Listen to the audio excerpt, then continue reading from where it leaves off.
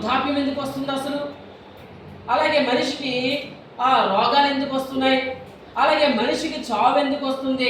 మరణం ఎందుకు వస్తుంది అని అతడు వాటి గురించి ఆలోచించడం మొదలు పెడతాడు.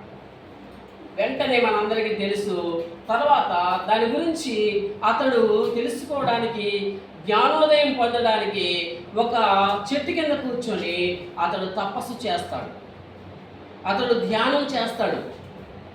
అప్పుడే అతన్ని గౌతమ బుద్ధుడు అనేటటువంటి పేరు అతనికి పెట్టారు. ఎందుకంటే అతడు ఒక తపస్సులో ఉండిపోతాడు, ఒక ధ్యానంలో ఉండిపోతాడు. దీని గురించి నేను తెలుసుకోవాలి, నాకు ఆ జ్ఞానం కావాలని చెప్పి అతడు ఆ జ్ఞానం కోసం వెతుకుతూ ఉంటాడు.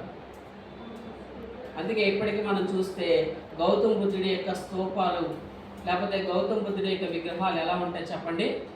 ఎప్పుడు మనం చూసినా సరే అతడు మఠం వేసుకొని కళ్ళు మూసుకొని అలాగా కూర్చున్నట్లుగా మనం ఎక్కడ చూసినా గౌతమ బుద్ధుడి గురించి చూస్తాం.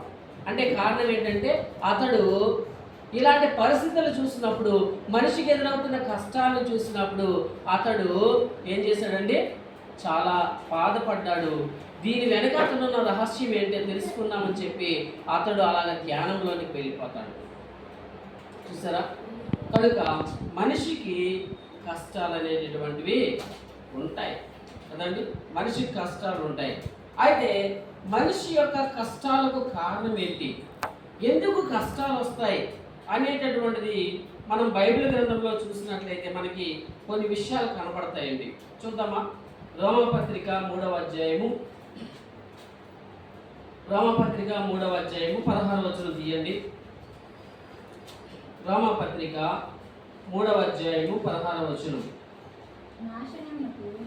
నాశనమును కష్టమును వారి మార్గములలో ఉన్నవి. చాలండి.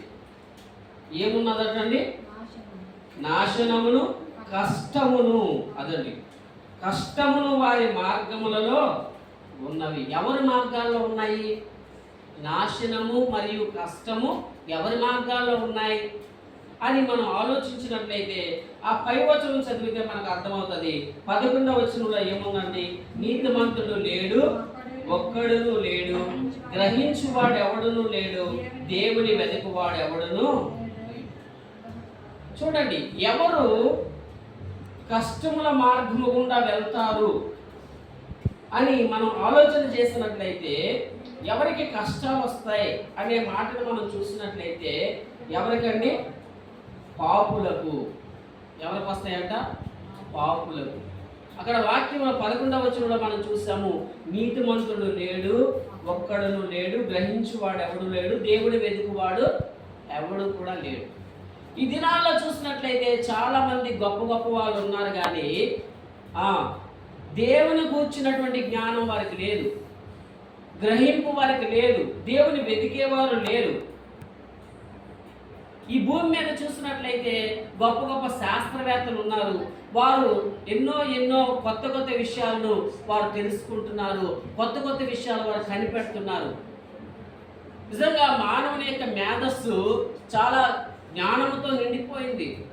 ఈరోజు చూడండి, ఒక మానవుడు భూమి మీద నుండి చంద్రమండలం మీదకి వెళ్ళి వస్తున్నాడంటే మనిషికి ఎంత జ్ఞానం వచ్చిందో. ఒక మనిషి స్పేస్లోకి వెళ్ళి వస్తున్నాడంటే ఎంత జ్ఞానం సంపాదించాడో మనిషి. అలాగే ఇంకా కొత్త కొత్త విషయాలు కనిపెట్టేటటువంటి ప్రయత్నంలో ఉన్నారు కొంతమంది. ఏంటి ఆ ప్రయత్నమో తెలుసండి? అంతరిక్షంలో ఇంకా మనుషుల వంటి వారు కొంతమంది ఉన్నారు, వారిని ఏలియన్స్ అంటారు. ఏంటండి ఏలియన్స్? ఏలియన్స్ అంటే ఎవరండి?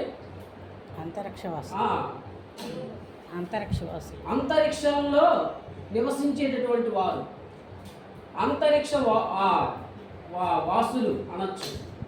అలాంటి వారు ఎవరో అంతరిక్షంలో ఉన్నారని అనుకుంటున్నారు, కానీ ఇప్పటి వరకు వాళ్ళు ఉన్నారని ఎటువంటి రుజువులు కూడా లేవు. కేవలము ఊహాగానాలు మాత్రమే. అంతరిక్షంలో కూడా మనుషులు ఉన్నారు, ఏలియన్స్ ఉన్నారు అని, ఏలియన్స్ ఈ విధంగా ఉంటారని చెప్పి వాటి ఫోటోలు కూడా పెడుతున్నారు. అది కేవలం ఊహించి పెట్టినవే తప్ప నిజంగా అంతరిక్షంలో మనలాంటి మన పోలిక చొప్పున ఉన్నటువంటి మనుషులు మరి ఇంకెవరు కూడా లేరు అక్కడ. ఎందుకంటే దేవుడు మనుషులను ఎక్కడ నిర్మించాడు చెప్పండి? భూమి మీద నిర్మించాడు. ఎందుకంటే ఒక మనిషి నివసించడానికి అనుకూలమైనటువంటి పరిస్థితులన్నీ కూడా ఎక్కడున్నాయంటే భూమి మీద ఉన్నాయి, అంతరిక్షంలో లేవు. ఒకవేళ అంతరిక్షంలో కూడా ఉండుంటే దేవుడు